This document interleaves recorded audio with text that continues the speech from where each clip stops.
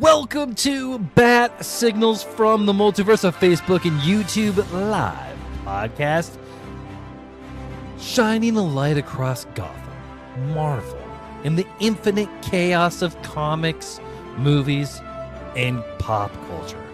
Each week we fire up the signal and talk about comic reviews, movie breakdowns, passionate debates, ridiculous games, and yes, the occasional crossover nobody asked for, but we're going to give it to you anyway. And if you miss us live, you can catch us on the show later on Spotify, Apple Podcasts, or wherever you get your audio fix. I'm the host of the self-proclaimed Emperor of Awesome, Bradley Butane, and I can't do any type of episode without my tag team partner.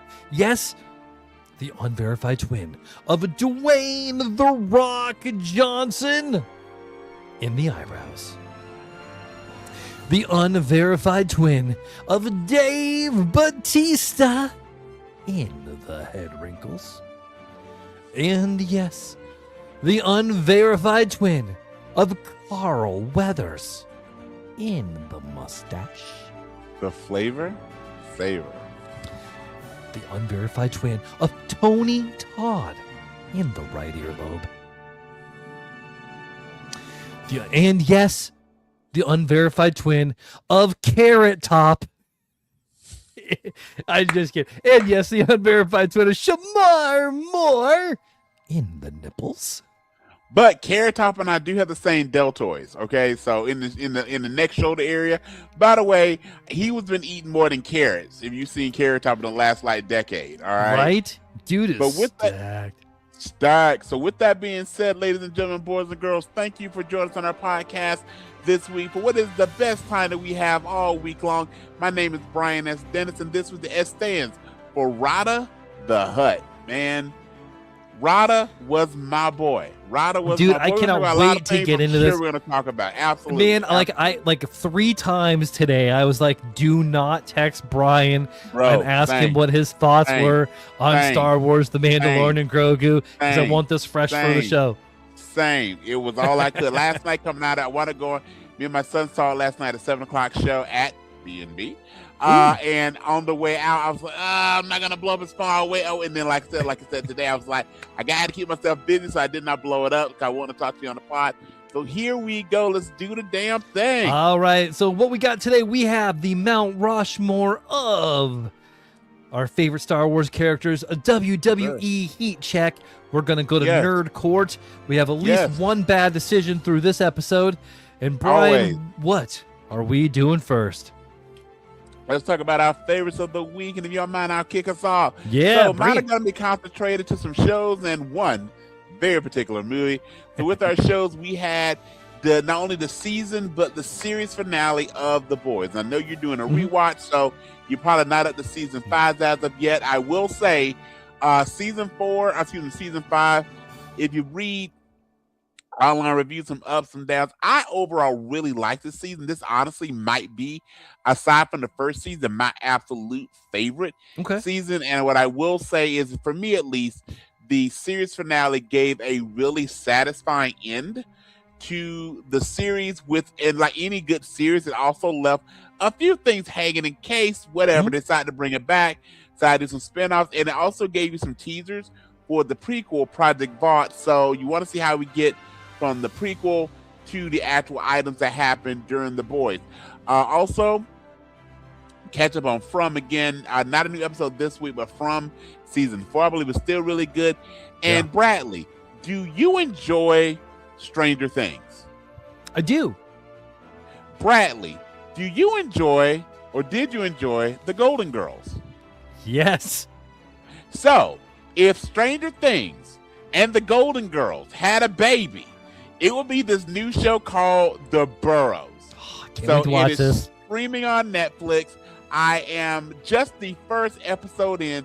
The cast is amazing. It's got our boy Alfred Molina from the best, Spider-Man, in my opinion, the best Spider-Man villain we've had at least on the screen. It's got Gina Davis. It's got not Bill, the gentleman who plays the president. in Independence Day. Bill Not forgetting Pullman. his name, Bill Pullman, not Bill Paxton. R.P. to Bill Paxton. Yes. By the way, some great casting, and again, similar to the beginning of Stranger Things, you know something's going on, you're not sure what's going on, and you can't wait to find out what's going on. So, if I make it to my 70s, I know what I don't want to happen where I live. But again, check out the Burrows again, and I couldn't think of a better way to describe it than Stranger Things meets the Golden Girls. Other than the cast is primarily male, but by the way, if cloning and reincarnation is a thing, or in the world of AI, some industrious hacker out there, somebody pitched to AI to give us a Stranger Things Golden Girls crossover where Blanche, Rose, Dorothy, and Sophia try and figure out the world, or at least fight some ghosts. Because who are you gonna call? Ghostbusters. And I want to thank you for being a friend. All right, my That's friend. right. And then the movie, which I'm sure we'll work through together, is Mando and the Mandalorian and Grogu. But sir, what are your favorites? All right, we'll do that at the end. We'll talk that at the end of all of our favorites. I'll go pretty quick here because I really there's only a couple things I really want to bring up outside of what you talked about. So Marshals, the season finale is tonight, and you know what? It's a pretty decent show. Okay. Pretty decent. Like, is it great? No, because it's so different than what Yellowstone was. But Dutton Ranch is fantastic.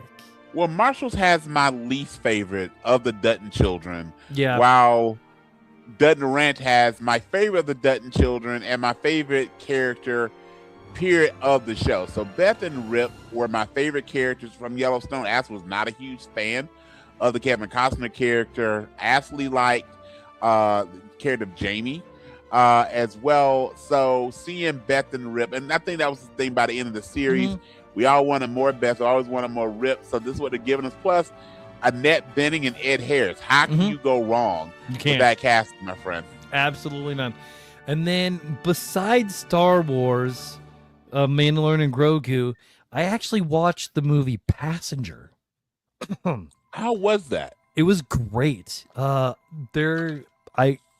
am not ashamed to admit this. Okay. I jumped out of my freaking skin like 17 times. Okay, I was curious about it because I've seen my fair share of I've seen my fair share of horror movies, and generally it's hard to get an authentic jump scare out of me. This one, does it perfectly. This one did it. This one does it. This one does it. Okay. Yep, and it knows what it is, so it's not going to go. It doesn't go too far in the weeds. It knows exactly what it is. It's not going to win any awards, or it's not rewriting the horror playbook. Yep. It's I call that the Final Destination rule. Like, we know what we are, we do it, and we'll do it well, right? Exactly. Which are making a new one of those, by the way. Final Destination. Yep. Yeah. So they should call this one Final Destination. No off ramps. Final Destination. Now I know Spaceball didn't do it, but Final Destination should do it. Final Destination: The Quest for More Money. Because overall, I've enjoyed them. We said this on the pod before. Overall, I've enjoyed the vast majority of the Final Destination movies. I really like Final Destination Bloodlines. We discussed it on the pod before. There's a few of those very niche horror movies that are fairly inexpensive with my Hollywood standards. Fairly inexpensive, talking a few million to make, and then so they basically get a profit after one weekend.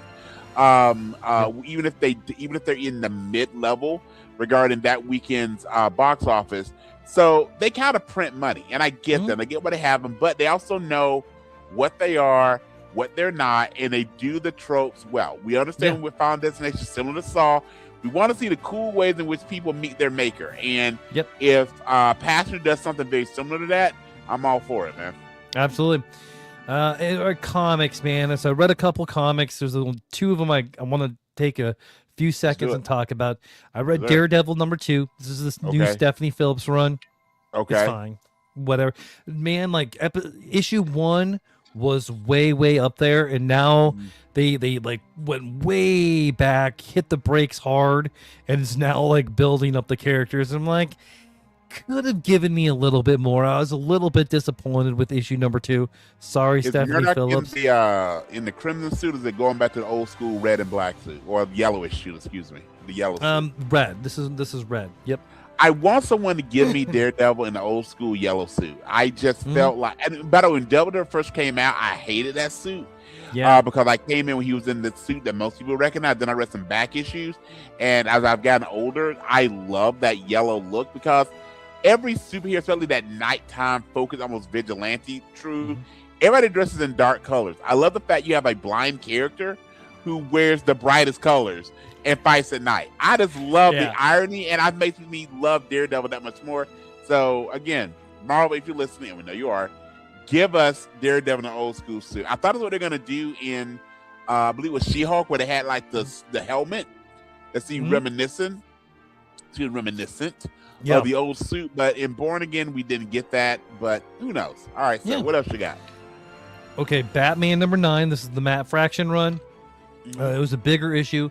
In issue 12, they're going to be introducing the new Batman Butler. Coming up in a couple of issues. I've seen the photos. Yes, we have a name. I've seen the photos. Do we have a name? We do at least nothing that I've found. Okay. But this is pretty cool. There's a plan that's going in the back. Barbara Gordon gets arrested, and which is spinning off into a new solo series. Sure. Which I got issue 1, haven't read it yet. I'm looking forward to getting into that. Signal was a big part of this one. It was really good to see Duke Thomas back.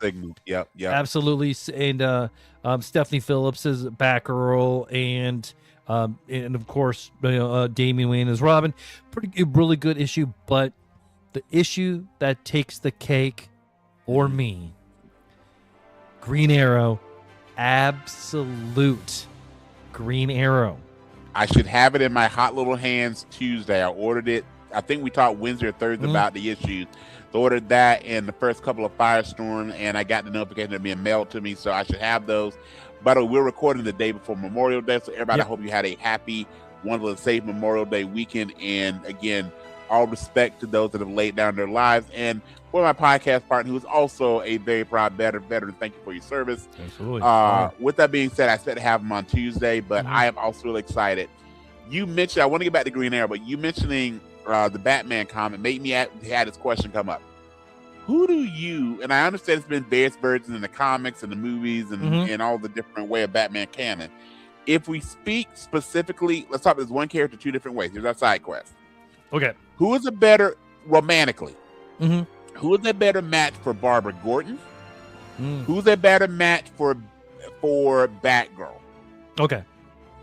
So thinking Batman, Robin / Nightwing, or anyone else, who's a better match? If you were think about it, if you were talking Barbara Gordon, you're coming home to Commissioner Gordon, or if you're Batgirl, someone that gets the superhero lifestyle. They don't have to be a superhero themselves. Yeah. But who's a match for Batgirl versus who's a match for Barbara Gordon, and they don't have to be the same person. So romantically. Okay. Well, Barbara Gordon's match is Dick Grayson. Okay. Fair. Makes perfect sense.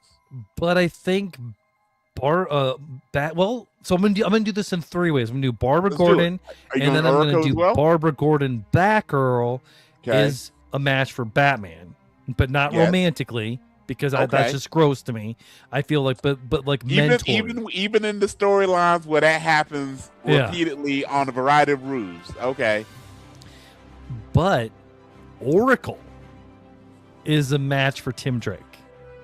I like that. I almost brought an Oracle. I like that. So if I'm hearing you correctly, Barbara Gordon is with Dick Grayson. Oracle is with Tim Drake, and then you said Batgirl is with who? Who's Batgirl with? Batgirl is with Batman. So, in essence, Barbara Gordon and Dick Grayson, I think, are the perfect couple, especially in comics. And that's always, if you know the history of comics, that's in the characters. That's always where Marvel. And by the way, real quick, Barbara Gordon, keep your hands off Starfire's man, because we know you ain't winning that fight. You don't literally want that smoke. All right, continue, sir. Oh yeah, that's it. And then Green Arrow. I cannot wait for your take on Absolute Green Arrow #1. I'm excited. I am not the Green Arrow fan you are, but you have talked this up, and I know you wouldn't talk it up if it wasn't great. I'm so excited to read it. I mean, here's the pitch, man. Green Arrow is a serial killer, and he's killing billionaires who, you know what? I'm going to leave it there. He's just killing billionaires. So we're going to leave it there. All right, dude.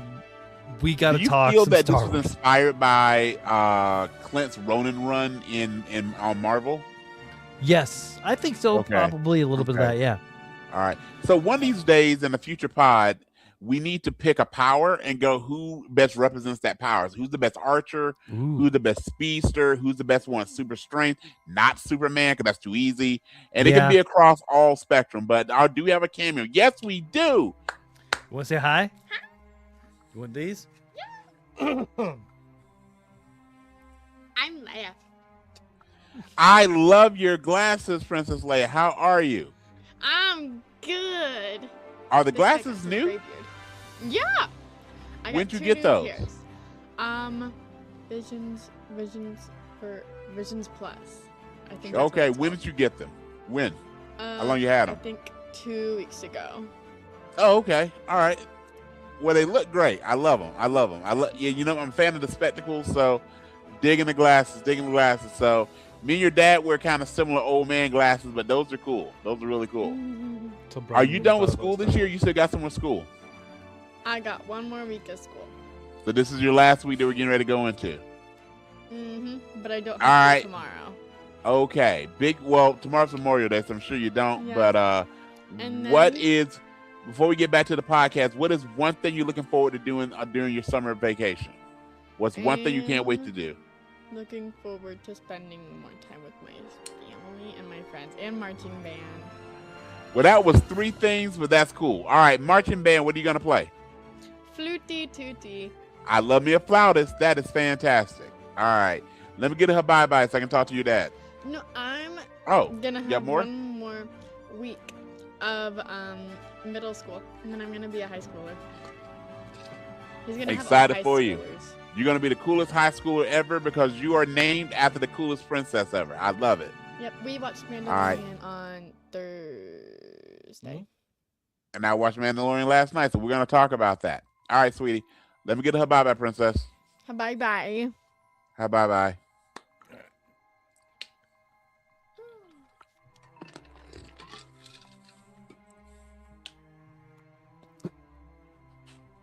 Yep. Okay. She doesn't love her dad at all. She doesn't love I her know, dad at right? all. I know. You said she can't stand you at all. No. Yeah. How cool. And before we jump into this, dad to dad, father to father, it is so cool that not only that you're about to be a high school kid, want to spend so much time with you, but you have a daughter and you're a girl dad, right? But the fact you have a daughter that wants to pop in on her dad's silly podcast with his silly friend is really cool, man. So, hey, first off, dads matter. Father's Day's coming up, so dads matter. And I'm saying that to the dads. You matter, so stay involved no matter what else. But secondly, dude, you show how you dad right. You show how you dad right. So I have a lot of respect for that, man. Thank you very much. All right, man, we got to talk Star Wars. Let's do the damn thing, sir. You know what? I want to hear your thoughts, and we'll see what happens. Okay. All right. So for movies that I really like, I only read the reviews afterwards, so we can talk about that later. But I thought when you take a show, let me just go here. Dave Filoni and Jon Favreau did it the way it should be done. Because at the end of the day, what Star Wars, and this is where they kind of got away from, honestly, with when they gave the episodes 1 through 3, they tried to come back to episodes 7 through 9, is Star Wars is fun. Yes, when you look at the tone of Empire, that's more serious, it's dark, and that's okay. But at the end of the day, Star Wars, again, we came up during the original 3 trilogy, 4, 5, and 6. Star Wars at the end of the day is meant to be fun. Okay, yes, it has the darker, deeper themes, but it wasn't meant to be a political thriller like they tried to make it during, especially episodes 1 and 2. What this is meant to be is fun. And Mandalorian was a return. Anything that Favreau and Filoni have touched, the Disney Plus series, there's Book of Boba, there's Ahsoka, there's pretty much everything but Andor we've tried. It's fun. And that's what this movie, I heard some people go, oh, it's predictable. And it was done really well. It's in the name. Yes, and what they did with this is what I love that Guardians of the Galaxy did with Volume 2. Lots of people, especially younger kids, wanted to go for Grogu, and I get that. They did not overdo it with Grogu. This is not Grogu dot dot dot dot dot and the Mandalorian. It's not even the Mandalorian dot dot dot dot Grogu. It really is it's a buddy movie. Mhm. Yes, it's got all the paternal son things between Mando and Grogu, but it truly was a buddy movie. It's a tag team movie. I loved it, and the reason that the S begins is Rhoda Fett. I loved the harking back Rhoda, and give me a yoke buff Hut. I want a Hut movie now. Okay, I want a Hut series. I don't want a Hut online. I want a Hut series. So also the other thing that I hush is, if this movie was meant to make us want to know about more of the groups and the populations in the Star Wars universe and canon, it also did that. So I really dug it. I really liked it. All the things. But what are your thoughts, my friend? Dude, is this the greatest of all movies or Star Wars movies? Absolutely not. It's not. But guess what? This is the best Star Wars movie we've gotten in a long, long, long time. In a very long time. And to me, it's the best one since Rogue One. To me, it's the best one since Rogue One. Yeah, I buy that. I absolutely. Man, what they did with this was they gave it right back to where it was supposed to be. Yep. This isn't, I mean, yes, it's made for us, but this movie was made for the kids. Yes. And it shows. I mean, like, and yes, it's not a childish movie, but it's a movie that kids can watch. And again, we talked before, it's kids you can take. So my kid's an adult, your kid's getting ready to start high school. You could take your kids, regardless of age, regardless, you as an adult can go and dig the flick. That's the point. It's a summer movie. It's a summer sci-fi space movie. Yeah. It's supposed to be fun, and I think that's what it was. Yeah. It is. It hit everything that it was supposed to hit. I was invested in the characters. I want to see it now, a series of the New Republic with Rhoda the Hutt as one of the generals or whatever they're going to do with him. Yes. I mean, like, give Sigourney Weaver her flowers. Like, there was so much that was done right in this movie. Yeah. Man, like, and the only criticism that I think that they should have released this on Father's Day weekend. I really think this should have been a Father's Day release. It definitely could. I think they were trying to tie it into a Memorial Day weekend, a 3-day weekend for box office. Also, May the 4th fell on a Monday or Tuesday this week, so tying it to May the 4th was not going to happen. At least General Moves are dropped, so they did it in May, and I get doing it on Memorial Weekend. But you're right, having to be a Father's Day movie was also that, and just. Grogu acted like, yes, he's at this point probably 55 years old. You follow it. He is 55. The seasons of the show are like a year of real time. It did everything that you wanted to. I have one small criticism, and I'll share it in a minute. It did everything that you do when you're trying to parent. We both raised children from youth. You're trying to raise a kid with the Force. Can you imagine that? Also, a kid that doesn't speak. But has how to communicate and all the things. Who's a tiny bit feral. By the way, every toddler is a tiny bit feral. Yeah. This is my one critique. I thought we'd get more of it in the movie than we did. Is the undercurrent of the Mandalorian relationship with Grogu has been the difference in how they age. So, Mandalorian, assuming the character of Mando is around the same age as Pedro Pascal. Mid-40s, let's just say that. Sure. Maybe make him young to mid-30s. Mid-30s to mid-40s. Grogu is over a decade in chronological age older than Mando, best case scenario. But with the development of the species, is still a toddler. Yep. Yoda lived hundreds of years before he passed away. Same deal with Yaddle. So with that being said, I wanted him as a parent to think about what happens next with Grogu. Assuming Grogu's going to outlive him by quite a bit.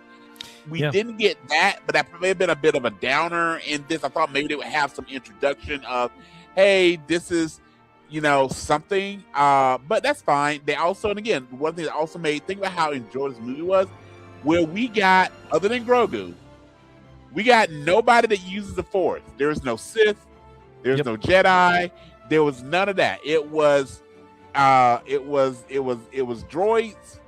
It was a few members of the New Republic. It had former Sith members, and it gave us Mando and Grogu with their backup plan. Again, I can't tell you again, if Brock Lesnar was a Hutt, That's who they gave us. All right, so Yeah. And we got a lot more than I thought. And we should have known. You don't get Jeremy Allen White to do this Yep.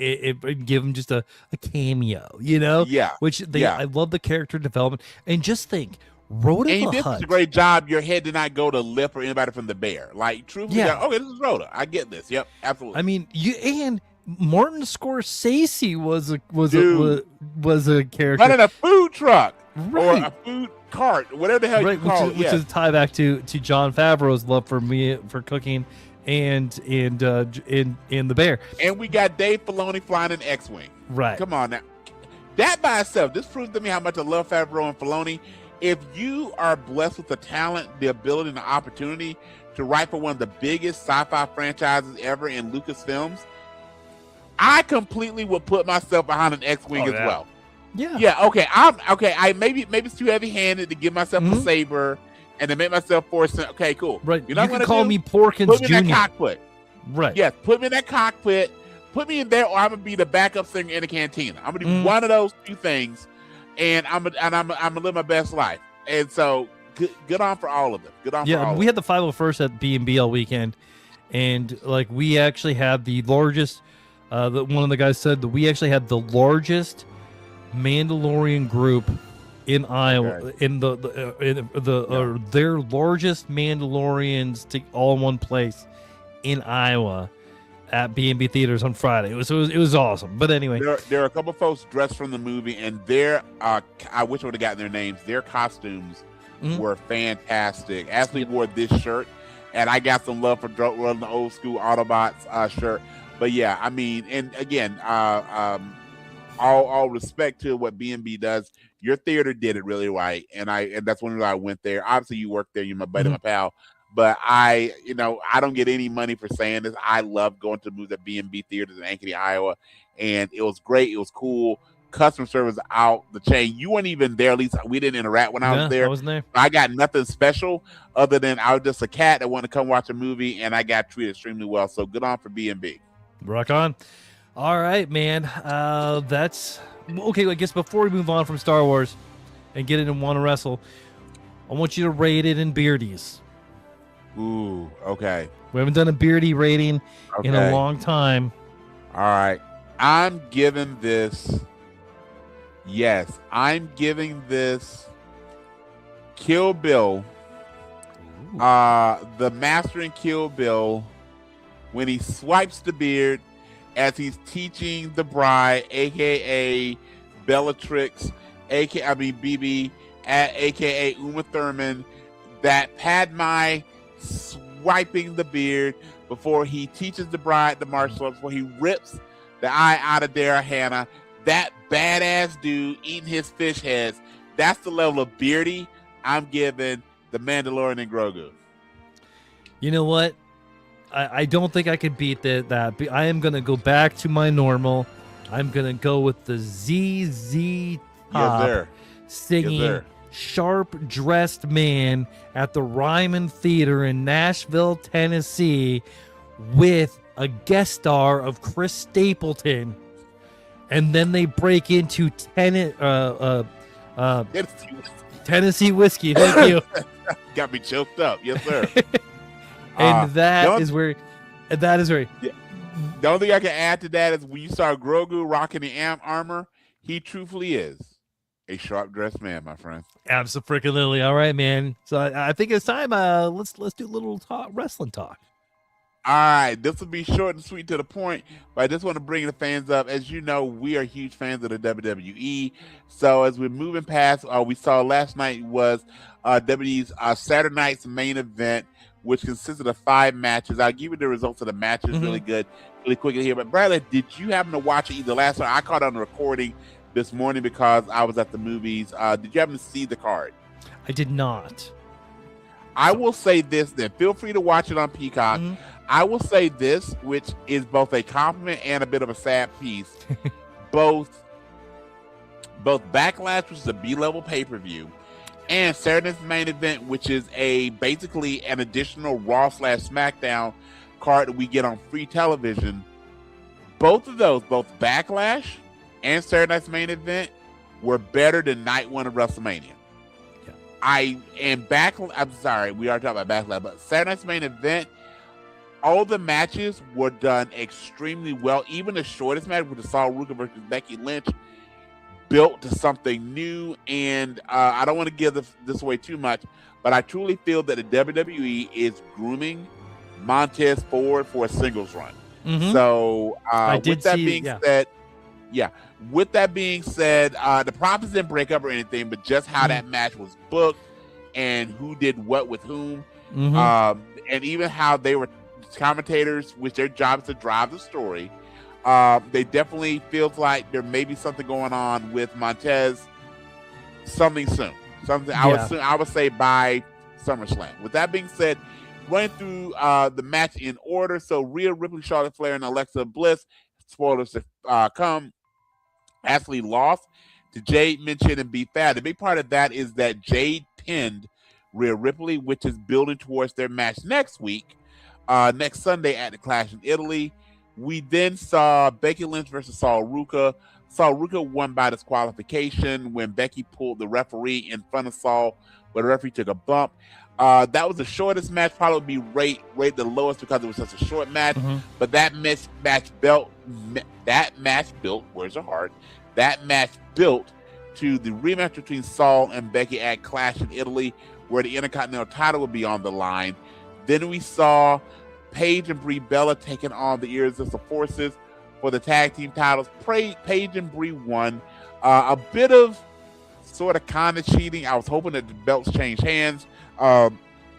Brie and Paige are great for a nostalgia act, but these are not who are going to carry the belts for the longest period of time. No. I'm assuming we would either get a title change soon, or we get Nikki, depending on Nikki's ankle coming back, or maybe the Bellas turn on Paige and maybe do something with that. Again, no disrespect to the Bellas nor Paige, but the sooner the belts are off them, we can focus on full-time competitors with longer range storytelling. But again, not a bad match at all. It is what it is. And then two fantastic matches rounded out the card. First off was our boy Penta, the man with no fear. Not Daredevil, Penta, taking on Ethan Page. Two things came out. Penta is incredibly over. Penta is this generation's Rey Mysterio. The amount of kids that were dressed like Penta, that did the hand touching, even the kids that weren't dressed. They had a couple kids in the front row that kept going back to, even though they weren't dressed like Penta, they were kind of dressed like John Cena, to be honest with you. They lived and breathed with this match. And so, again, that magic that Rey Mysterio had, that they tried to duplicate with a couple different luchadors that really didn't happen, they got it with Penta and keep going. Unfortunately, that means for his brother, Rey Fenix, you might be stuck backstage for a while, because I don't think the Lucha Brothers are going to be a thing anytime soon. Ethan Page set himself up so well for a future run as a heel.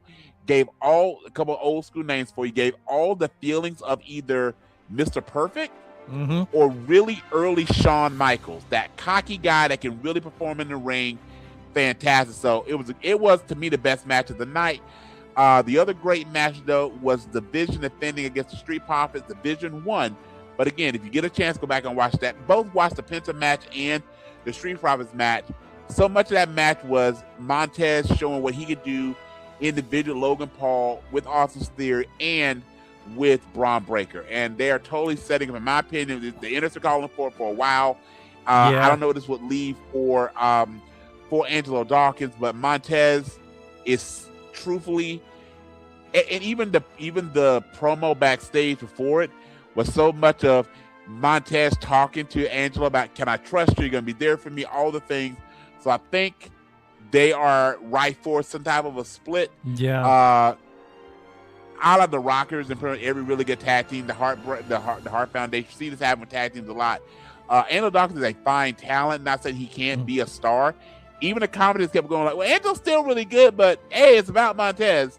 I think we'll see that. So when you get a chance, go back and watch that. The only thing I want to bring into one Wrestle segment, other than this pay-per-view, we'll do we can do a review of Clash in Italy next time we record. But if you watch Raw, you saw the return of someone that we thought was retired, Bradley. Whether you saw Raw or not, the internet jumped all over this. Did you happen to see what happened to Oba Femi this past week on Raw? Yes. Yes, yes, yes, I did. Oh man, a little bit of controversy there. Yes, yes. I think a lot Controversy of that bit I of kind of controversy. believe Yeah, too. yeah. Okay, let's hear about it. Or in the words of Man, our boy Trick Williams, let's talk about it. Brock Lesnar came back, and I think he did 5 F5s to Oba 4. Femi. Yeah, 4? 4. Yep, yep. Oh my gosh. So, was it a ruse? I don't think so. I think that Brock yeah. was done. Yeah. And I think some of the things that please continue. I was saying I think he was pretty much made to come back. Yep. Yeah, So, I agree with you. Yeah. I agree with you. So a couple things is I think one or two things happened. I think in the end of the day he was made to come back. So I either think he retired with the WWE's forethought and they wanted to bring him back, or he kind of ad-libbed and retired. Like basically because the camera stayed on him in the ring, which they typically don't. I'm assuming that was done with WWE's understanding. Mhm. It doesn't, from a storyline, make sense for a guy to retire, to come back. Very much, it's very unbrockish, right? You don't have that emotional. You don't cry. The tears between him and Heyman seem 100%. Yes, this is a world that people feign a lot of stuff all the time, but I also think we as fans get when things are 100% legitimate. And those emotions between Brock and Heyman, who are truthfully real life friends, I think that was legit. So I think at some point, I heard a podcast mention this earlier, is if you look at what's coming up in the WWE schedule for big events, you have number one, the Clash in Italy, week from today as we're recording, and then August 1st and 2nd, you have not only SummerSlam, you have SummerSlam in Minneapolis, which is Brock Lesnar's adopted home. That's where he went, at least the state of Minnesota. Is where he went to college. There's a lot of connection between Brock and the state of Minnesota. So Brock is going to have a true farewell song. That may make sense. So there's talk of, does Brock beat Oba in Italy, which would be a huge mistake. You did all this work to build this guy. He completely squashed Brock. No one has squashed Brock. The Undertaker didn't do it. Cena didn't do it. Randy Orton didn't do it. Triple H didn't do it. No one has had such an overwhelming victory against Brock Lesnar ever. So if you're going to do this for what used to be the 1-21-1, now we know Undertaker lost 2 matches. If you're going to do the guy that squashed Cena not once but twice, the guy that broke Triple H's arms, the guy that put both Roman Reigns and Randy Orton out with legit injuries, if you're going to have someone squash him, then you better not ruin that. So no one should be putting their hands on Oba. This should be a Goldberg thing. No one should touch Oba's win-loss record. That Oba has won some type of championship. My opinion would be the WWE World title. He's on Raw, or because him beating Penta right now is a babyface. Even if Penta lost to a heel-like Dominic Mysterio or Ethan Page, I wouldn't do that. I would not waste that power on the secondary title. I would ride this to Oba versus Roman Reigns. So one of the theories I have, this is not my heard on the Jim Cornette podcast, I want to give due credit, would be if the match with Oba and Brock happens, Oba should win. Yep. We then find out that Brock was made to come back because of some type of connection with Heyman. Heyman made him come back. And then that sets up Braun versus Brock Lesnar. Braun Breaker versus Brock Lesnar for SummerSlam. That would make this make a little more sense. The Rollins thing should be done after the next PLE. Let Seth go do something else. Let the division do something else. That just needs to end. The injuries have gotten in the way of the division angle. It's not their fault, but we need to be done with that. And let Braun Breaker, another blue chipper, kind of move forward. And then best case scenario, Brock has helped put over not only Oba, but Breaker. And maybe that becomes like, who really retired the Beast? Was it Oba?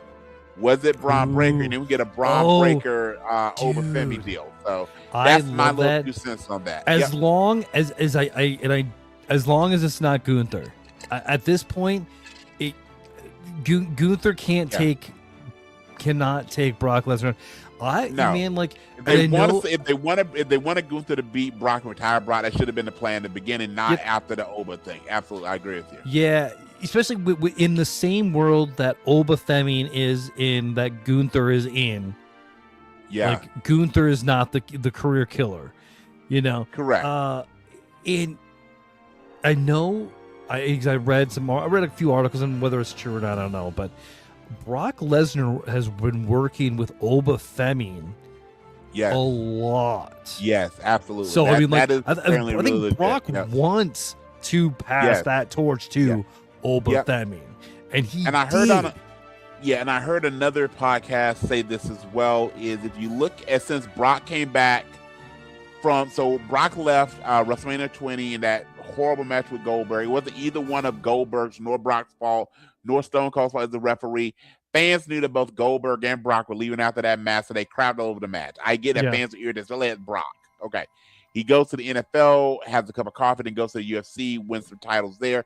So since he came back, and that would have been, 20-ish years ago now, if you think about it. WrestleMania 20 was 22 years ago now. Wow. He's always wrestled part-time, and they pointed out, especially when he comes back for a big match, he generally puts over whoever he's in the big match with, whether that's Cody, whether that's Seth Rollins, whether that's our boy Drew McIntyre, whether it's been Oba Femi.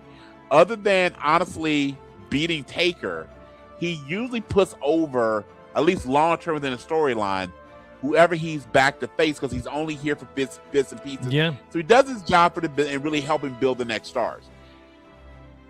It would undo so much. It wouldn't be 1-1 if Oba and Brock split the first two matches. Yeah. It likely does more damage to Oba than it does benefit to Brock if Brock wins at the Clash. So hopefully WWE understands that, and he beats that, and then we set Brock and Oba to bed, and then maybe move on, either Brock truly retiring or his next opponent, which would make sense. It was Braun Breaker versus Brock Lesnar, because there's really not anybody still on the Raw roster that he would feud with other than Gunther, and they're so similar. I really am not excited for that match. I think Braun versus Brock carries all the interest in the world. Yeah, all right, my friend. I would love that on SummerSlam. All right, man. Anything else for wrestling? No, sir. Let's jump into our favorites. Our topic of the week, my friend. Yeah. So this is the Mount Rushmore of Star Wars characters. Now, before we get into the conversation here, yes, sir, I do want to say, let's not make it all original characters, not all the original trilogy characters, because I think that's cheating. Because I definitely think this could easily just be Luke, Leia, Han, and Darth Vader. I would say I agree with three of those, except for one. So let me give you a couple things. So you know how much I say I dislike Buddy from Elf, right? Yeah. So So I'll never share this on the pod. This is a safe space. I'm gonna disclose some things here.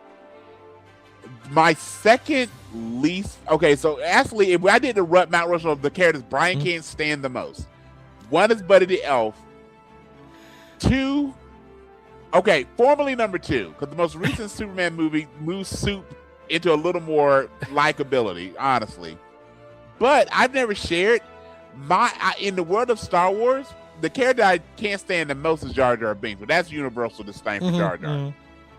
But right behind Jar Jar, and until Jar Jar was introduced, my least favorite character in the world of Star Wars was Luke Skywalker. I cannot stand Luke Skywalker for all the flipping and by the way, I didn't stand him with episode 5 with Empire Strikes Back. Yeah. I wasn't a huge fan with episode 4, but after episode 5, I was like, I'm done. I can't, even as a little kid, I can't stand Luke. Yeah. With everything they did with and I kind of tried to sympathize with episode 6, but then when they reintroduced the character with The Force Awakens, nothing about this kid from birth. Hayden is the most interesting version of him. All due respect to the best Joker in the world, by the way. But if I was Mark Hamill, give me the voice, Bradley. Give me the Joker voice. Oh, Mark. Mark Hamill is so good in Kingsman. He's so good in Fall the House of Usher. He's fantastic as the voice of the animated Joker. I will put Luke. I'm sure it made him a lot of. Well, I don't know how much money it made him, but I'll put Luke Skywalker real low on my filmography because Luke is such a whiny crybaby. Okay, like he was shocked that a dude named Ben also went by Obi-Wan Kenobi. Wait, what do you mean? Like, this is an old man. Why don't you have any idea what his life Yeah. was. Not to mention, now you're gonna get my rant. Now that we've understood that you've been released from slavery, you have like one solitary leaving my mommy, but then you leave her forever. But then when she's killed, you go and destroy a whole race of people. Bro, you could have went back at any point. You're a fully emerged Jedi. You are half a step from a master, but You're you don't the chosen think, one. you don't think to go free your mom, but then she's dead, and then you kill everybody else around him. Yeah. That weird Padme dynamic was kind of ick, but that's more on Padme than him. Mm-hmm. Okay. Then no matter what anybody tells you, you take on a superior Sith Lord who takes your hand. Now you're really bummed out. All these things, and of course we get the silly no, wait, that was Anakin, not Luke. I'm sorry, I jumped. You jumped in Anakin. That's okay. That's okay. Yeah, well, I can't say I like Darth more than Anakin anyway. But then Luke, we all know the thing with his sister. Mm-hmm. Now that's on George Lucas. George Lucas said in multiple interviews that he knew Luke and Leia were not only siblings but twins when he started writing the character. So all the stuff that he made us think that's on you, George. That's on you, sir. But then, okay, when you find out your dad is I get it. You're a grown man. You find out your dad is Darth Vader. Mm-hmm. Here's what you also find out: your dad is a badass. So instead of going, no, I mean like, dude. Like, I'd ask for the wardrobe because his clothes are much better. I mean, okay. like all right. there's a. Yeah. Also, I actually agree with you. Okay. I do not think Luke Skywalker is going to make our Mount Rushmore of, and this might be you can come at us and fight us. It's fine. Yes. Give us your reasons why you think Luke Skywalker deserves. He did nothing in the sequel trilogies. No. Besides no. a couple, he didn't do anything. He is more interesting in the books than he is in the movies. Yeah. And the best thing he did, I think, was episode 8, where he did the whole Force hologram. Mm-hmm. And he did I gotta give him credit, he did steal from Jay and did the whole dirt off your shoulders thing. That was the coolest Luke was. And that also was the end of Luke, which, okay. The coolest Luke Skywalker scene was in the Mandalorian season 2 finale. Fair. Okay, so with that being said, I got one more comment. Go for it. I will say this though, and it's gonna make me sound weird. It was the 70s and 80s. It was a different time. Yep. If you found out late 70s, 80s, or early 80s, Carrie Fisher, Jabba the Hutt slave girl, was your sister, but you didn't grow up together, you might just give it a moment to ponder. That's all I'm saying. You might just ponder it for another. Like, I mean, think about it. There's a lot of things in that shoebox under the bed. When Yoda goes, there's another Skywalker. There ain't nobody there but him and Luke. So I personally think this happened. I think Luke has cleaned it up. I think when Yoda goes, there's another Skywalker, and it's just him and Luke in a swamp. I think Luke might have picked up Yoda's pillow and slowly put it over. He didn't pick it up. Use the Force. Shh. Yeah, you got. Shh. Hey, ain't nobody here but us. All right, brother. I took us in a really weird place. That's okay. That's okay. All right, so with that, is it Darth? Okay, I see either in my opinion, as far as the original trilogy, in one spot of the Mount Rushmore is Darth Vader. Absolutely. So Darth Vader. No.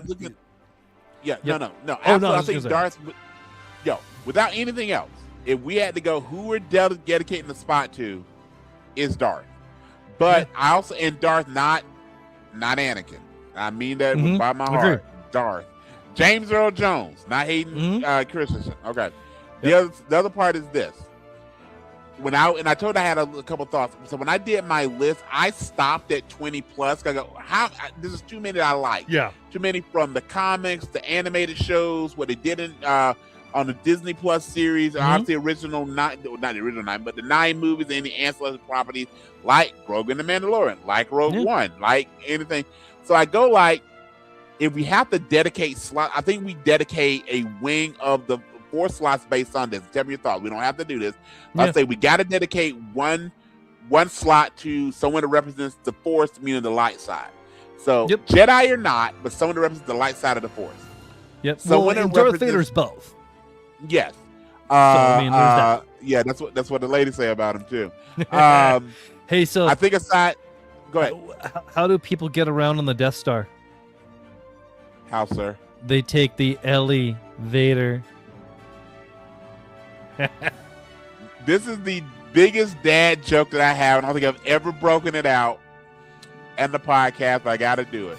Bradley, Yes. did you know that if Ella Fitzgerald married Darth Vader, her name would be Elevator? Yeah, I love that. I love it. I'm here all week, folks. All right, That's so here we right. go. So we got a slot for the light side of Force, Jedi Mhm. or not. I think we have to have a slot dedicated to the dark side, whether that's Sith, Empire, First Order, but something representing the dark Yeah. side. Then I think because Star Wars has so many great male characters, so many great female characters, I really think we want to dedicate a particular slot to a female character. Mhm. And then just how we started the pot, and get Brad and I don't discuss our thoughts on this beforehand. We know that we drive Star Wars. Yes, the buying power is in adults, and now because we all started loving Star Wars when we were kiddos. Yeah.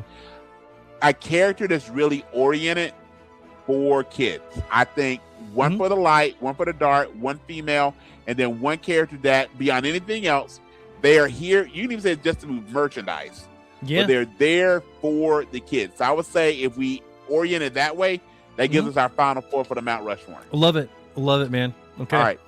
So we So got we in we agreement have that a our Force dark user. side is okay. We got our dark side invader, correct? Yeah, well, I mean, you're a Force user, really. But yeah. Yeah. Okay, so that now we're looking for a light side, or on the light side of the good guy.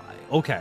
The good All guy. right. So again, are we in agreement that it will not be Luke? Can we at least be in agreement there? It we will can not be definitely Luke. agree that's not going to Okay, be Luke. cool. And honestly, man, I'm torn here. On one hand, Okay. I want it to be Han Solo. On another Fair. hand, I want it to be Obi-Wan Kenobi Okay. because he's amazing in the prequels. Yep. You know, but also Qui-Gon Jinn would be in the, but he was only Yes. in the one movie, so I kind of was Right. like, you know what, probably not. Yeah, I had a similar thought as I really like Qui-Gon. In episode 1, I like Qui-Gon far better than I like Obi-Wan. Obi-Wan, thank you. And I gotta say, I like Alec Guinness's portrayal of Obi-Wan better. I mean, I thought Ewan McGregor did a great job. So when we got Yeah, to I the know that. Obi-Wan series, now I think in the Yeah. movies it wasn't quite as good, but I also think the character that I really like about, and again, the Force is not necessarily a Force user. A person that's really Mhm. for the light side of Force, the good side is when I think about, for me, who is the one that made me root for the good guys the most, and I just shared you my feeling on Luke. It Yeah. wasn't Luke. It really wasn't any Jedi. The person that made me root for the good guys was Han Solo. Hmm. I absolutely think the person, and I like the fact that he's not a Force user. Obviously, his wife, his son are Force users, but I like the fact that the person who doesn't have the connection, who's not Force sensitive, and he takes in the most risk then, right? He's in the most danger, and this guy's a space pirate. He's a swashbuckler. He's a rogue, right? Yeah. He also is the He's a coolest nerf cat in the herder. movie because A remember, scruffy Brad, there's only one answer to looking when nerf someone, herder. yeah, there's only Yeah. one answer to say when someone says they love you, and that is, I know. Yeah. I got to give it to Han. I'm cool giving it to Han for the protagonist, light side, Sweet. good guy. All right. All right. So now we got the good, we got the bad. Let's do the female. Yes, sir. I mean, Is that Leia? Is that Rey? I mean, it's not Rey. Okay. Okay. I I mean, thought you'd say Leia. I see it. It can. There's really three. Okay, let's hit it. There's Leia. Uh-huh. There's Ahsoka Okay. Tano, I was waiting on that. Yes, sir. and there's Padme. Ooh, I hadn't even thought about Padme in that. So level. I mean, like, but really, I would put Ahsoka Tano over Padme. So I mean, like, yes. you know, Princess Leia yeah. and Ahsoka Tano. I would say this. So back to what you just said. So back to Padme. By the way, I think Natalie Portman did a fantastic job. I think of those, of the original, of episodes 1, 2, and 3, both her and Ewan McGregor. And again, I noticed that Ewan McGregor didn't do as good a job as Alec Guinness. That's fine. But Yeah. Ewan McGregor was really good as Obi-Wan. She was incredibly good as Padme. And by the way, if you had to have okay, she's supposed to. They're only what Brad.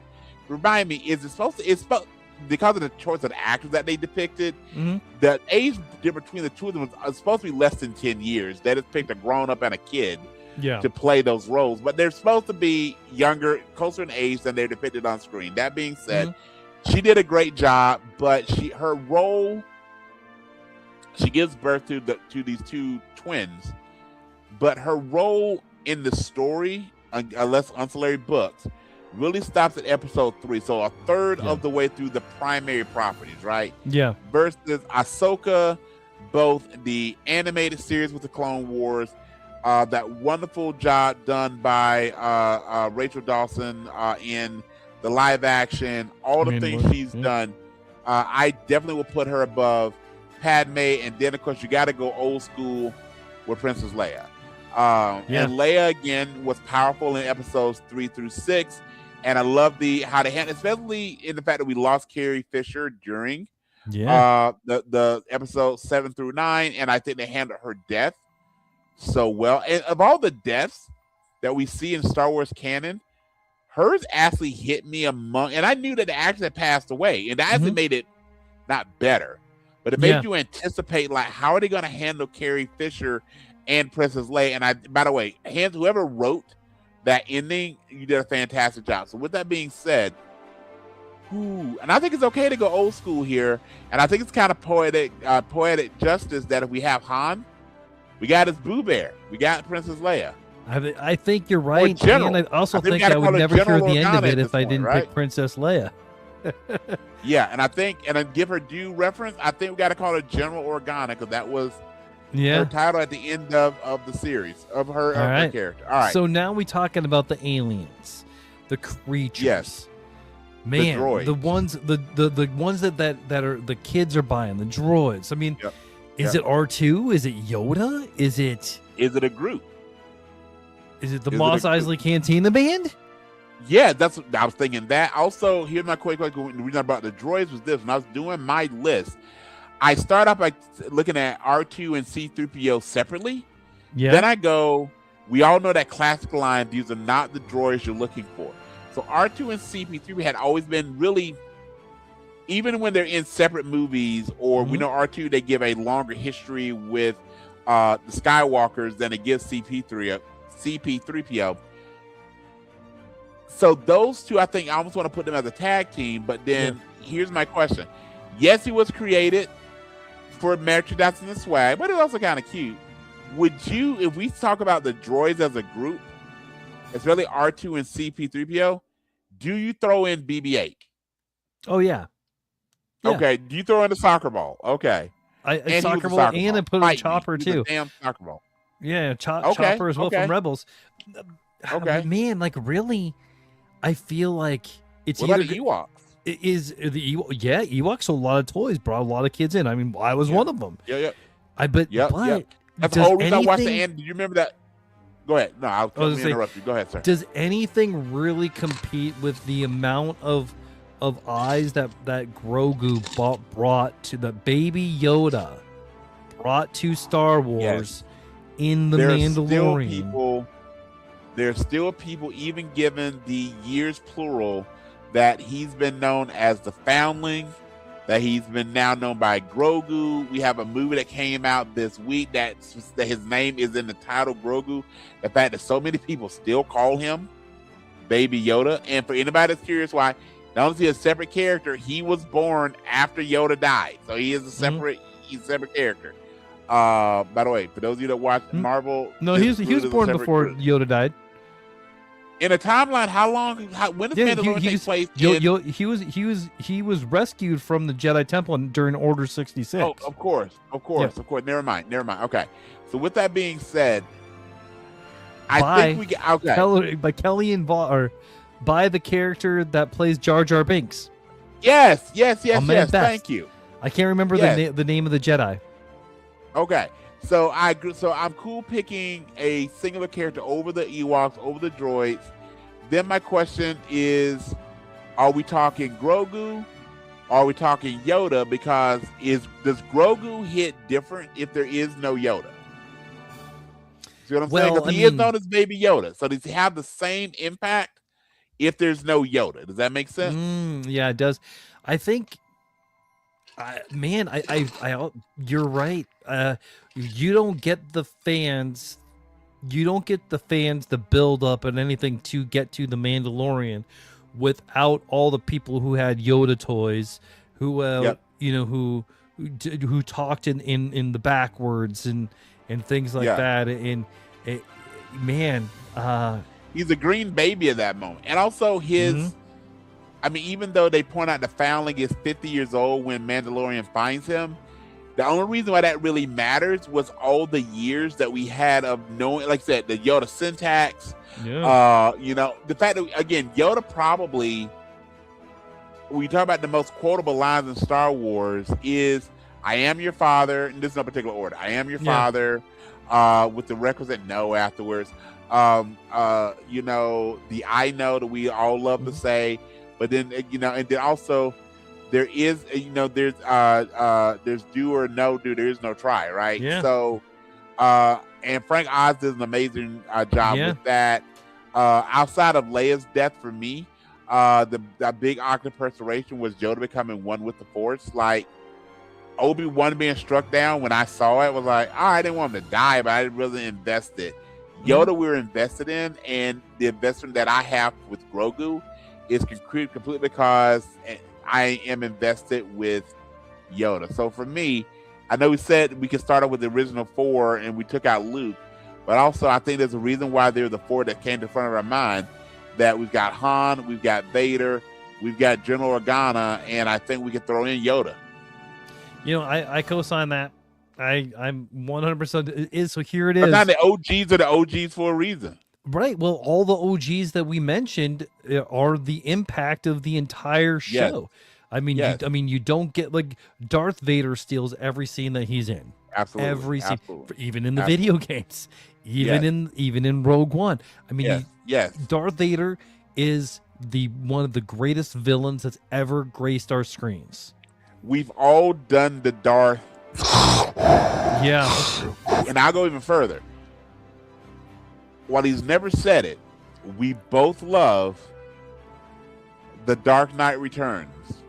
And you can't tell me that personification of Bane was not driven, even subconsciously, by Darth Vader. Every time we see a villain or hero wearing some type of mask, every time there's, even if you want to go to Jerry Springer, right? Anytime we talk about who is not your donor, I'm your father, and we play that to such level of comedic level. People have never seen Star Wars. If you show them a picture of Yoda, you show them a picture of Darth Vader, they know who they are. And Han Solo. I get ready to get that. Harrison Ford has had one of the most iconic careers ever. And by the way, think about people who play 2 iconic characters in their career. He's probably more recognizable as Han Solo than even Indy, and that says a lot. And RIP to Carrie Fisher. But I was a little tongue-in-cheek about all the teenage boys or preteen boys, it was you and I, that loved Leia in that bikini. But at the same time, she was a badass. If you want to look no further, and then I'll hush on this. If you look at this movie, or the 4 we picked, and then we've talked about the greatest Star Trek movie ever made was Galaxy Quest. Among the greatest Star Wars movie ever made was Spaceballs. Think about the characters that we really saw in that. We had the Han Solo character. Yeah. And they kind of there was no standalone Luke Skywalker. No. They integrated Luke into Han. But they gave us Dark Helmet, they gave her the Princess from Druidia, and they gave us Mel Brooks' version as Joker.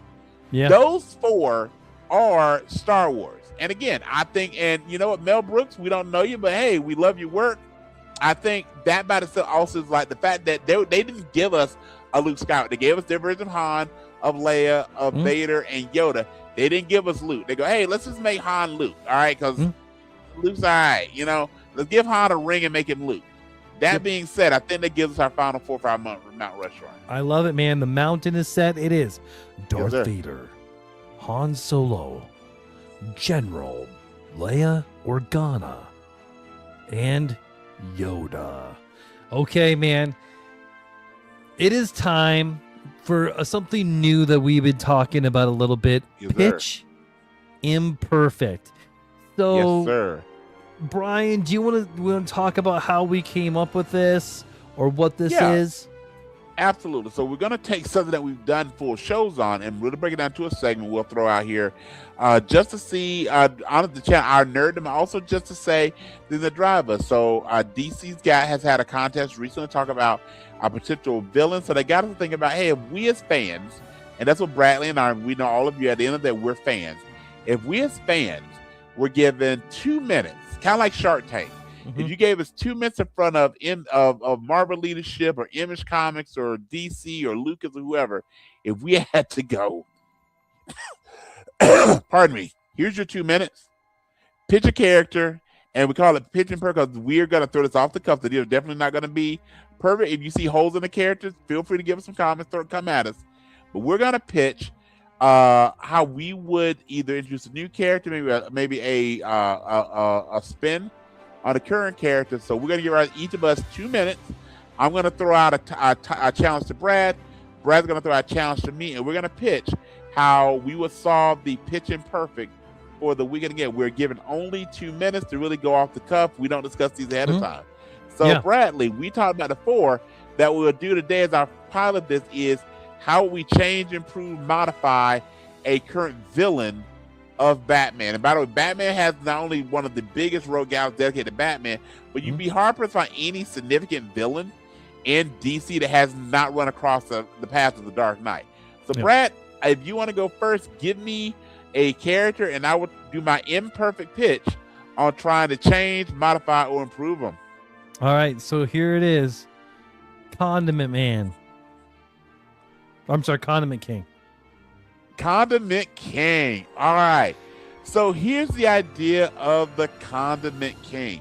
So as we know, he is probably, if not the lamest villain in the world of all of comics and TV. Thank you for giving me this one. But Condiment King, I'm gonna be all honestly, I'm gonna steal from a book that I read back in the day regarding Dr. Light, which was also kind of a less than ideal supervillain. So Condiment King realizes that he is a bit of a laughingstock. He's kind of fed to all, not only secondary but tertiary villains within the DC universe. So the Condiment King decides that the Condiment King is going to make a change. So he decides that he wants to really do 2 things. He wants to have the power to literally break Batman in the palm of his hands, but he also wants the ability to strike fear in the hearts of any and everyone that runs across his path. So the Condiment King ingests 2 incredible toxins and form within the DC universe. One is the fear gas of Scarecrow. The other is the venom of Bane. He mixes these together and he ingests them. What then becomes of the Condiment King is one of the most terrifying, evil, driven completely insane by his own being, characters that we'll have in the DC universe. So what we'll see unfold long term are deaths that are attributed to Bane, but Bane is out of the country. Deaths that are attributed to Scarecrow, but Scarecrow is locked in Arkham. So what happens when you mix fear and power? You get paranoia. And this will introduce a new character within DCU. The new villain of the Batman is paranoia. And that will be the new embodiment of the Condiment King. Love it, love it, love it. I can see how that would I was work. trying to come with a name. I almost called him Sriracha. No, let's not go there. Let's not go there. Okay. All right, man, your Maybe turn. wasabi. That's the thing that people are afraid of. Ooh. All right, cool. I got a little more fourth one for you. So this is one of my absolute favorite characters in DC. And I like the way he overall has been presented, but I think there's so much growth in this. So this to me Mhm. is our LA Knight. He's right on the cusp of being that main eventer, yeah, but not quite there. So here's my mid-level DC villain that I want to see how you change, modify, or improve. What would you do if I give you Killer Croc? Killer Croc. Okay, first of all, I think Absolute Batman gets Waylon perfect. Is it Waylon Okay. Jones, right? Waylon Yes. Jones.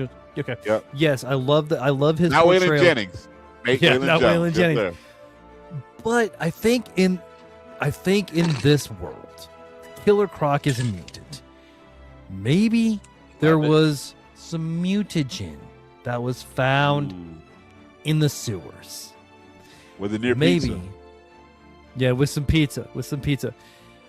Gotcha. But maybe he's not always that way.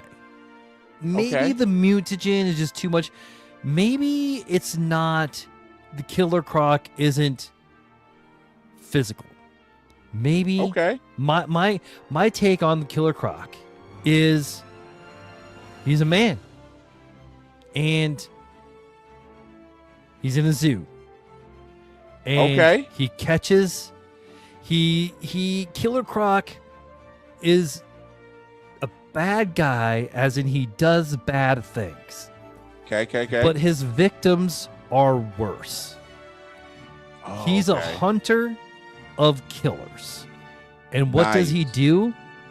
He feeds them to his crocodiles. I love He's it. The killer's croc. Oh. Batman may not know what to do. He knows that he's got to stop him. Yep. But the villains that he's killed aren't coming back from Arkham Asylum. Could he even call, since he feeds into his crocs, could be the cage that he holds the villains in? This is so tongue in cheek. Could that be, till they're eaten, could that be called the croc pot? Yes. Yes, they definitely could. Yes, they definitely could. Ah, I love that. Okay. We're going to do that one again. That was fun. Oh. All right, Brian. So Your version was fantastic, and mine was so tongue in cheek. But all I can see is this really dark scene in a comic where Batman finds Croc's lair he's been looking for weeks, and there's bits of humans all over, and there's crocodiles swimming all around, and all you see is Croc raising up from the depths with water pouring over his massive shoulders, and that really, and this jagged lettering to show you how angry he is, and he welcomes Batman to the crock pot. That goes back to Batman in the 60s, okay? Oh, like, yes. They which relaunched is that. my favorite Batman. Yes. I gotta say, outside of Heath Ledger, Cesar Romero as Joker was so darn good. Mhm. And actually, and if you go back and I know people sometimes go bang pounds, it's all that 60s show is. If you have a chance to go watch that 60s show, couple things. Batman and Robin, there was a lot of subversive, like, not meant for kids. By the way, that was a primetime show. That was not a kid's show. It later in reruns in the cage, they showed it in the afternoon because of the bang pow stuff. But in the 60s when it came out, similar to the Flintstones, that was a prime time TV show. That was a show that was meant for adults. Yeah. For another reason, and you give me Eartha Kitt and Julie Newmar's Catwoman, that show is not for adults. I mean, not for kids. Yeah. I mean, you So, look at Batman and Robin. Batgirl. Woo. Yeah. So, oh man, Yvonne. I can't think of Yvonne's last name. Yeah. But so that show definitely. When we look at Batman and Robin, they played into a lot of wink, wink, nudge, sexiness. When you look at the villains, yeah, again, like Burgess Meredith, and some of those were a little wang, wang, wang, wang, that thing with the penguin. But Cesar Romero as the Joker, there was some darkness there. Mhm. And the fact that he wore the bright, frilly outfit actually made it a little creepier than some of the later versions of the Joker. So, again, if you like anything to do with Joker, Joker's my personal favorite villain. He just barely nudges Magneto. I gotta just watch that 60s show. All right. With that being said, sir, I got a game for you, Bradley. Would you like to play a game? I want to play a game. All right. So you liked it when we did the last recording, so I figure I'm gonna bring back the broken bios. Are Love you it. down, sir? I am So I got- so down. I got 3 broken bios. This is me talking about the bios of certain actors or actresses, and so then Bradley can get the clues to figure out who they really are. And I will tell you, and every time I do, there's gonna be a theme. So we'll see if you can identify the theme at the end of this. So first off, the first broken bio. Are you ready? I'm ready. Rising up, back on the street, did my time, took my chances. I fought the predator, had close encounters. I even made Happy Gilmore weep. I taught little Nicky some really fresh dances. In the ring, I lost, and yes, I won. There is no doubt Miss Hustle raised my son. The Flavor Saver helped give style to my banter because I'm sort of related to the Black Panther.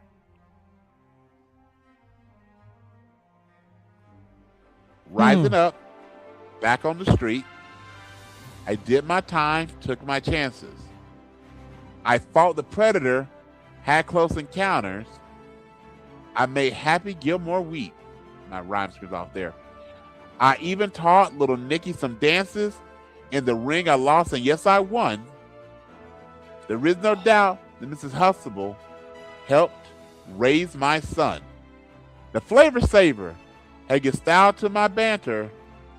I'm sort of related to the Black Panther. Carl Weathers. Carl Weathers. I'll unpack that a little bit.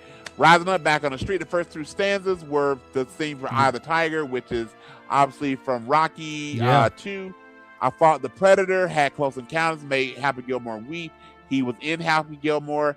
He also was in Little Nicky, taught him some dances. Mr. Hustle raised my son. So if you've ever seen Creed, Felicia Rashad, who's fantastic in that, plays the wife of Apollo Creed, who raises Adonis Creed. And because Adonis Creed was played by Michael B. Jordan as Killmonger is the cousin of the Black Panther. So that's that family tree. Nice job, Carl Weathers. Next up, I walk the halls of starships and planets. All the aliens know my name. I survived when all my crew died. The Wayland Yutani Corporation gave me fame.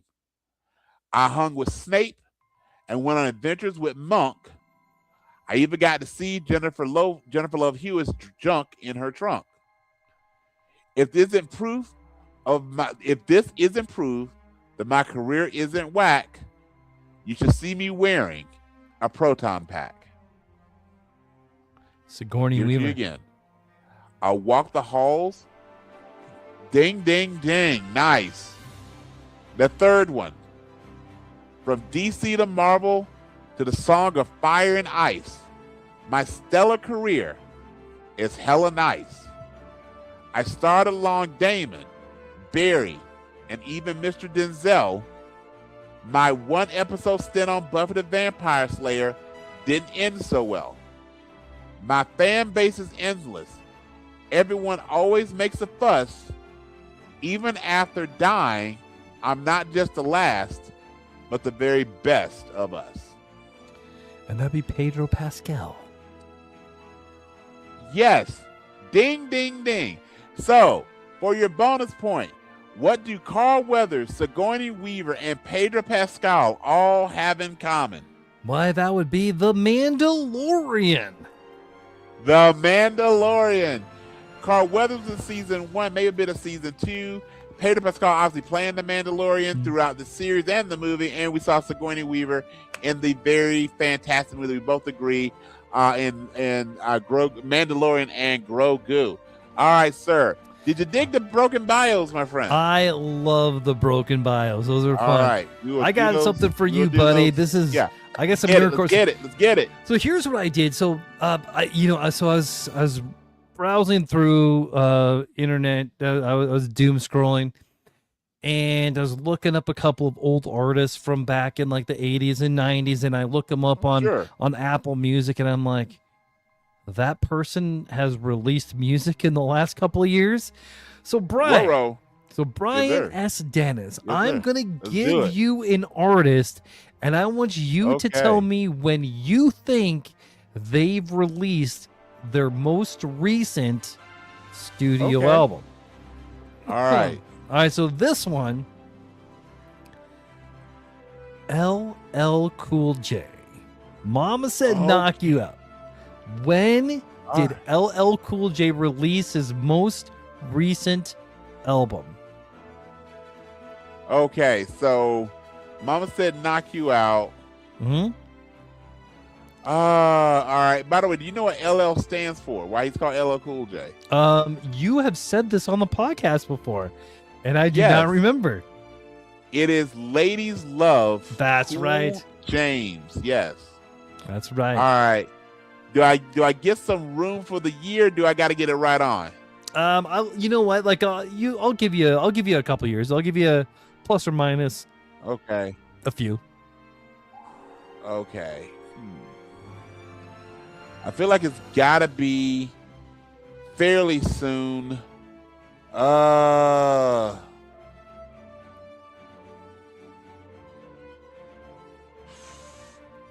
I'm going to go 2011. Okay, well, 2011 is wrong. It's All right. actually 2024. You're kidding. I am not kidding. I figured with Lip Sync Battle, he wouldn't have done any new music. Okay. Yeah, What? man. I haven't listened to it yet, but I've definitely put it in my queue. Okay. I'll be checking that I will out have probably to- tomorrow at work. I will have to check that out. All right. Yeah. That okay. All right. What And else you got? because I was feeling Oh, no. feeling the my favorite rap is 80s and 90s. So when I Yep, went yep. to LL Cool J, I had to go to Run DMC. Brian Oh, S. okay. Dennis, when was the last studio album of Run DMC? Okay. Now this is gonna be tough because R.I.P. to Jam Master Jay. Mm-hmm. So then that left Run and DMC. So part of me goes, how often would they release music without Jam Master Jay? But then part of me goes, they would have released music. I'm trying to think when Jay passed. So part of me goes, they may not have released music after the death of Jam Master Jay, but that still doesn't tell me the year in which they released them. So it may have been a hot minute, but they may have released something for his dying. I feel like Jam Master Jay died during or shortly after the Run's House reality show. I'm also trying to remember I believe they were inducted into the Rock and Roll Hall of Fame, and so, but that would have done after Jay, because I feel like I think watching the speech. I feel like this was Run DMC, and it was posthumous. So I'm gonna split it for generation because I don't remember seeing or hearing anything new. I'm gonna say, you said you gave me a couple years, so I'm just gonna go year 2000. I'm gonna go 2000. I'm gonna give this one to you because this is 2001. Nice. So I'm gonna give that one to you. Nice. I'll give that one to you. I would have never thought they had anything past the mid to late 90s. Same. I am still, again, I'm an old school Run DMC. I mean, my favorite Christmas song is Christmas in Hollis. Say what you will. I got a quick Run DMC story for you. So lots of people have heard the song Walk This Way, which is the duet between Run DMC and Aerosmith. Okay. Well, I've had friends that go, what Walk This Way did was, and there's a whole slew of artists that talk about how Walk This Way in their childhood really influenced their musical taste. So you've got Limp Bizkit, you've got Korn, you've got, unfortunately, Kid Rock, Fight Me. By the way, anybody that says, hey, we can't have this artist at the Super Bowl, we can't understand what he said, someone tell me what the hell Bob with the Bob means. I don't know. All right. So with that being said, I remember seeing Walk This Way the first time I saw that video, loving Run DMC, but Brad, my thought was, who are these white dudes with Run DMC? I had no idea who Aerosmith was. To which my mom, who was a well-rounded musical fan, who made me into a well-rounded musical fan, goes, then she started playing me Aerosmith. And I just remember, oh, that's really cool. Then fast forward a few years, we see Liv Tyler. People are like, oh, her dad's Joe Perry. No, it's not. I played Maury Povich. No, it's not. Like, I don't care what anybody says. No, it's not. Yep. Like, her mom hung around the band. Yes, she did, but no, it's not. All right. Anyway, that was my silly Run DMC story. By the way, Love Love in an Elevator. I got in trouble. Well, trouble in quotation marks. I got a very stern look in college because writing with a professor who was far more conservative than I was, and in my headphones, not earbuds, before earbuds were invented, in my wired headphones, I had a CD, again, I dated myself a bit, of Aerosmith's greatest hits. And as I hop on the elevator, I am singing at the top of my lungs. I thought I was on the elevator by myself, loving the elevator with this professor that I talked about. Hey, we were living it up while we were going down. And she was not amused at all. All right, awesome. Sir. That was fun, though. I got one more. Oh, I got sweet. one more Right, for great. you. I got one more for you. All right. All right. So this one, everybody knows the song "Don't Stop Believing," but Brian Yes. S. Dennis, Yes, sir. where the S stands for Road to the Hut. Can you tell me when Journey released its last studio album? Its most recent studio album. Okay. So are we talking the real Journey, which to me would always be Steve Perry, I mean, or that's just the right answer, anybody but that no. anybody that went by the name Journey? Who? Yeah, the band Journey. All right. Because Journey's one of those groups that I feel like puts out music fairly regularly, and because just like I said with Steve Perry, they changed the lineup pretty regularly. Mhm. So I'm gonna think fairly recent. I'm just gonna go 2020. You know, I'm going to give this to you as well. 2022. Okay. I mean, Boom! I haven't listened to the album, but I don't know.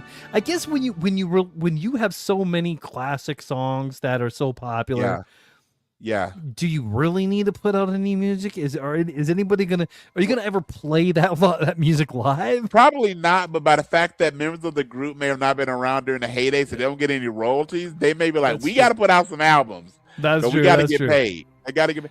Similar to, all right, so let me ask you this then. So we talked about Journey. In my opinion, Steve Perry is the lead singer for Journey. Mm. Van Halen, sir. Mm. Are you David Lee Roth or Sammy Hagar? Okay, so I am Sammy Hagar. The Red Rocker, really? You know what? I love them both. And to Okay. me, Van Halen is Eddie Van Halen. It doesn't matter. It is. It doesn't even matter if Gary Sharon from Extreme is singing Okay. for Van Halen, because he did for an album.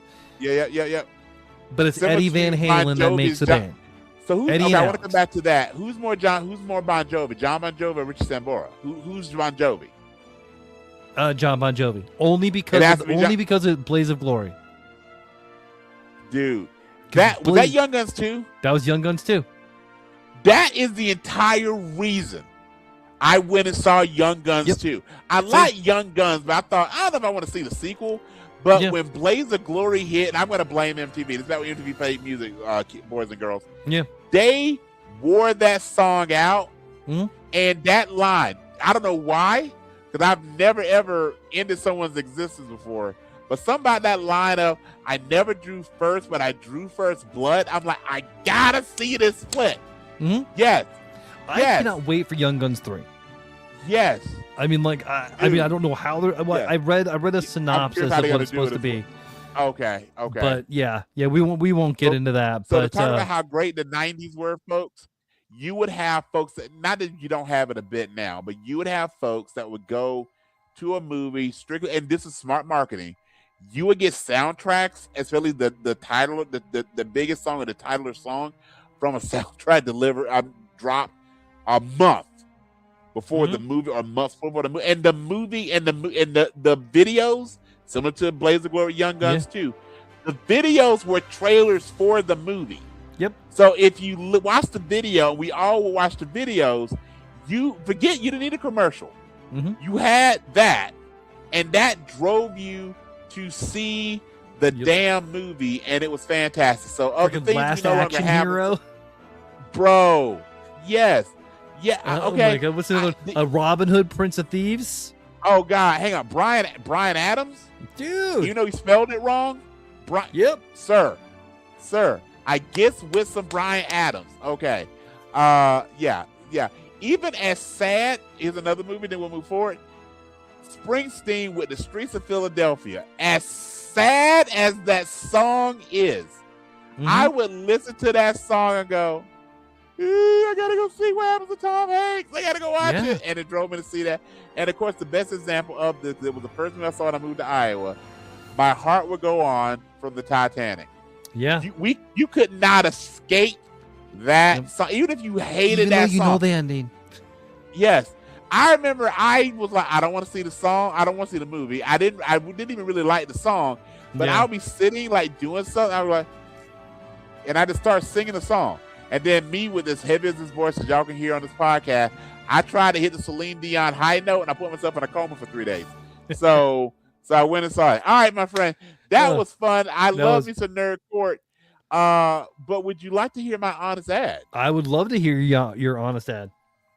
All right, so we have a theme of today's show. If you heard, we both love Mandalorian and Grogu. We've talked about it, so I figured what better way to honor the release date of The Mandalorian and Grogu, and as we're going to the tail end of May, which to me is going to be Star Wars month, not just Star Wars Day, is I'm going to give you the honest ad for our buddy, Din Grogu, the Foundling, a.k.a. Baby Yoda. Here we go. Similar to Yoda, similar to Yaddle, except he's a baby without a rattle. Power of the Force has no choice but direct shop every day. Of course. Feared by the dark, the Empire and others, his small green presence gives his enemies the shudders. Ahsoka may train and Skywalker may teach, but this Padawan will always be out of their reach.